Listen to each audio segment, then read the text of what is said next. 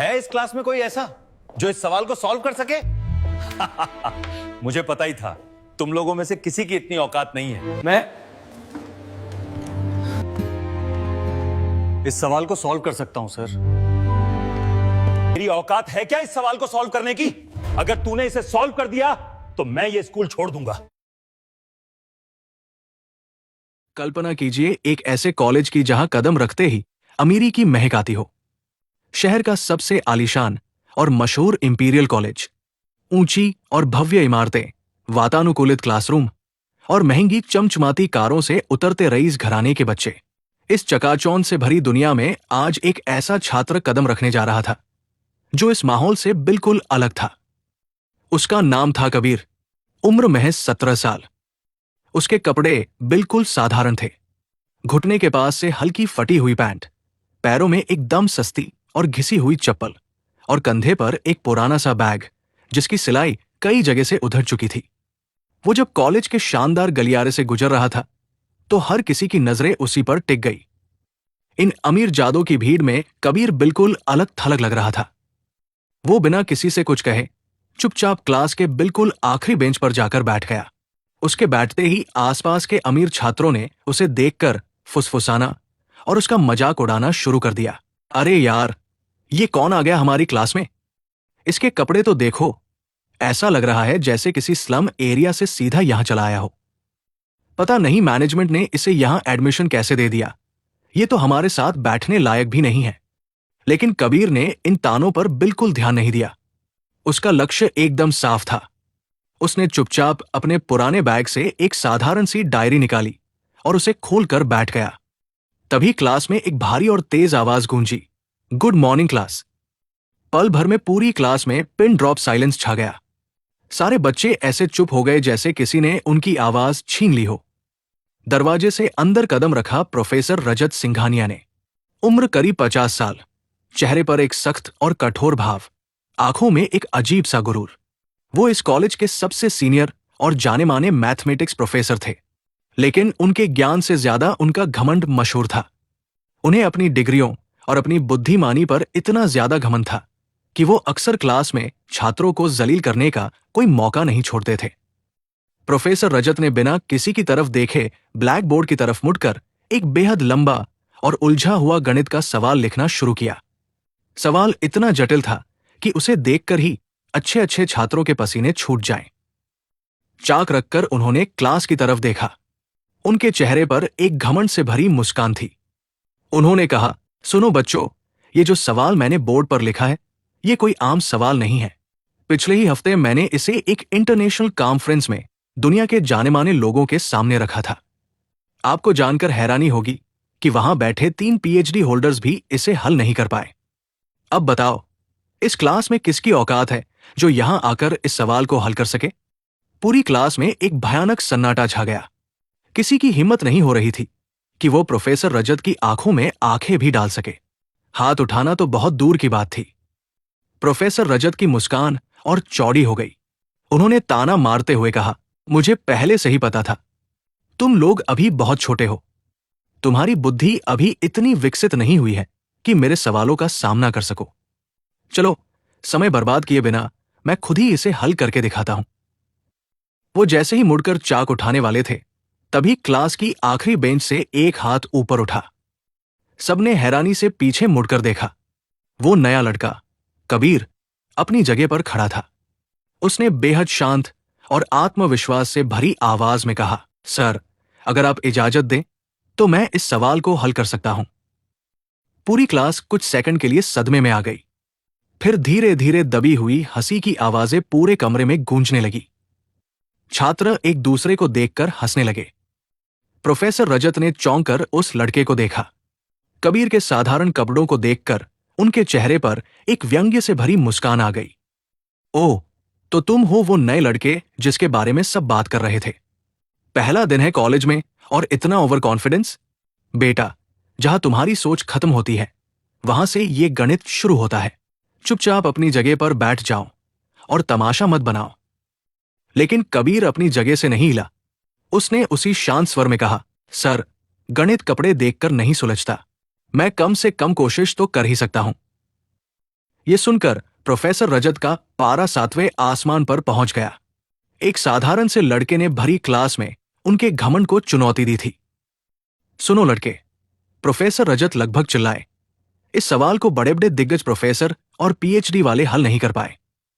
और तुम, जो आज पहले दिन आए हो, कह रहे हो कि इसे हल कर दोगे? ठीक है, आ जाओ बोर्ड पर। लेकिन एक शर्त है, अगर तुमने इसे हल कर दिया तो मैं आज ही अपनी ये प्रोफेसर की नौकरी छोड़ दूंगा। क्लास में फिर से हंसी का ठहाका गूंजा। यार, ये लड़का पक्का पागल है, गरीब है, इसके पास पहनने को ढंग के कपड़े नहीं है, और ये प्रोफेसर सिंघानिया को चैलेंज कर रहा है। लेकिन इन सब बातों से बेखबर कबीर अपनी जगह से उठा। वो धीरे धीरे चलता हुआ ब्लैक बोर्ड के पास पहुंचा। उसने प्रोफेसर के हाथ से चाक लिया। उसने सवाल को बस कुछ सेकंड तक ध्यान से देखा। उसके दिमाग में सारे कैलकुलेशन बिजली की तरह दौड़ने लगे। और फिर उसने लिखना शुरू किया, तेजी से, बिना रुके। उसके हाथ इतनी तेज चल रहे थे जैसे उसे जवाब पहले से रटा हुआ हो। 1 मिनट, सिर्फ 1 मिनट के अंदर कबीर ने उस पूरे बोर्ड को स्टेप बाय स्टेप कैलकुलेशन से भर दिया और अंत में बिल्कुल सटीक उत्तर लिखकर चाक मेज पर रख दिया। प्रोफेसर रजत के चेहरे का रंग पूरी तरह उठ चुका था। उनकी आंखें फटी की फटी रह गई। पूरी क्लास में मौत जैसा सन्नाटा छा गया। जो छात्र कुछ देर पहले हंस रहे थे, उनके मुंह खुले रह गए। बोर्ड पर लिखा हर एक स्टेप एकदम सही था। कुछ देर के सन्नाटे के बाद अचानक पीछे से एक छात्र ने ताली बजाई, फिर दूसरी, फिर तीसरी, और देखते ही देखते पूरी क्लास तालियों की गड़गड़ाहट से गूंज उठी। अविश्वसनीय, प्रोफेसर सिंघानिया तो कह रहे थे कि पीएचडी वाले फेल हो गए, और इसने सिर्फ 1 मिनट में जवाब निकाल दिया। एक शरारती छात्र ने पीछे से आवाज लगाई, सर, अब तो आपको नौकरी छोड़नी पड़ेगी। आपने पूरी क्लास के सामने वादा किया था। यह सुनते ही प्रोफेसर रजत का चेहरा गुस्से और शर्म से लाल हो गया। क्लास खत्म होने के बाद प्रोफेसर रजत सीधे गलियारे में गए जहां कबीर खड़ा था। उनके चेहरे पर अभी भी हार का गुस्सा साफ झलक रहा था। तो तुम सोचते हो कि तुम कोई बहुत बड़े जीनियस हो? एक सवाल क्या हल कर लिया, खुद को गणित का भगवान समझने लगे? कबीर ने विनम्रता से कहा, सर, मेरा इरादा आपको नीचा दिखाने का नहीं था। लेकिन प्रोफेसर का अहंकार इतनी आसानी से शांत होने वाला नहीं था। उन्होंने अपनी जेब से एक कागज निकाला और कबीर की तरफ बढ़ाते हुए कहा, अगर तुम सच में इतने ही होशियार हो तो मैं तुम्हें एक और चैलेंज देता हूं। इस कागज पर गणित के 10 सबसे कठिन सवाल लिखे हैं। ये सवाल रिसर्च लेवल के हैं। अगर तुमने इन 10 सवालों को कल सुबह तक हल कर दिया तो मैं हमेशा के लिए ये कॉलेज छोड़ दूंगा। लेकिन अगर तुम फेल हो गए तो तुम इस कॉलेज से अपना नाम कटवा लोगे। मंजूर है? कबीर ने कागज को देखा। वो जानता था कि ये एक जाल है, लेकिन उसे अपनी काबिलियत पर पूरा भरोसा था। उसने प्रोफेसर की आंखों में देखा और कहा, मंजूर है सर, कल सुबह मिलते हैं। वो रात कबीर के लिए बहुत लंबी थी। वो अपने छोटे से सीलन भरे किराए के कमरे में लौटा। कमरे में सुख सुविधा के नाम पर कुछ नहीं था, बस एक छोटा सा बिस्तर और एक टूटी हुई मेज। उसने अपनी पुरानी डायरी और कुछ किताबें निकाली और मेज पर बैठ गया। पहला सवाल उसने 2 घंटे की कड़ी मेहनत के बाद हल किया। दूसरा सवाल और भी उलझा हुआ था, उसे सुलझाने में 1.5 घंटा लगा। तीसरा सवाल बहुत ट्रिकी था, उसमें उसे 3 घंटे लग गए। रात के 2 बज चुके थे। उसकी आंखें नींद और थकान से भारी हो रही थी। लेकिन कबीर ने हार नहीं मानी। वो उठा, पानी के छींटे मारे और फिर से बैठ गया। 18 घंटे की नॉनस्टॉप दिमागी कसरत। सुबह के 6 बज चुके थे। सूरज की पहली किरण उसके कमरे में आई। कबीर के चेहरे पर एक सुकून भरी मुस्कान थी। 10 सवाल हल हो चुके थे। सुबह 9 बजे कबीर प्रोफेसर रजत सिंघानिया के केबिन के बाहर खड़ा था। अंदर से आवाज आई, कम इन। कबीर अंदर गया। प्रोफेसर आराम से अपनी कुर्सी पर बैठे थे और उनके चेहरे पर एक अजीब सी जीत की मुस्कान थी। उन्हें पूरा यकीन था कि ये लड़का रात भर रोया होगा और आज हार मान लेगा। कबीर ने बिना कुछ कहे अपनी कॉपी प्रोफेसर की टेबल पर रख दी। सर, 10 सवाल, पूरे स्टेप्स के साथ। प्रोफेसर रजत ने झपट्टा मारकर कॉपी उठाई। उनके चेहरे की मुस्कान गायब हो गई। उन्होंने पहले सवाल का जवाब चेक किया। सही था। उन्होंने पन्ने पलटे। दूसरा सही, तीसरा सही, 10 के 10 सवाल बिल्कुल सही थे। प्रोफेसर के हाथ बुरी तरह कांपने लगे। उनके माथे पर पसीने की बूंदें चमकने लगी। जो सवाल उन्होंने जानबूझकर किसी छात्र को फंसाने और बर्बाद करने के लिए दिए थे, इस लड़के ने उन्हें एक रात में हल कर दिया था। कबीर ने शांत आवाज में कहा, सर, अब शायद आपको अपना वादा पूरा करना चाहिए। चलिए प्रिंसिपल सर के पास चलते हैं। प्रोफेसर रजत के पैरों तले जमीन खिसक गई। अब उनका करियर दांव पर था। भारी कदमों से वो कबीर के पीछे पीछे प्रिंसिपल ऑफिस की तरफ चलने लगे। प्रिंसिपल डॉ अरविंद माथुर एक बहुत ही सुलझे हुए इंसान थे। जैसे ही कबीर और प्रोफेसर रजत अंदर आए, कबीर ने आगे बढ़कर पूरी बात विस्तार से बताई। डॉ माथुर ने हैरानी और गुस्से से प्रोफेसर रजत की तरफ देखा। रजत, क्या यह सब सच है? तुम इस संस्थान के सबसे सीनियर टीचर हो। एक नए छात्र के साथ ऐसा व्यवहार, वो भी सिर्फ अपने अहंकार को संतुष्ट करने के लिए? प्रोफेसर रजत का सिर शर्म से झुका हुआ था।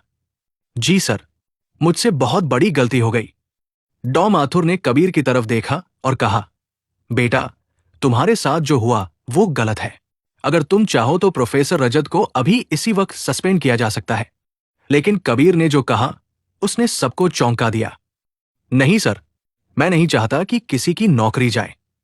मैं तो बस ये साबित करना चाहता था कि किसी भी इंसान की काबिलियत उसके कपड़ों या उसकी हैसियत से तय नहीं होती।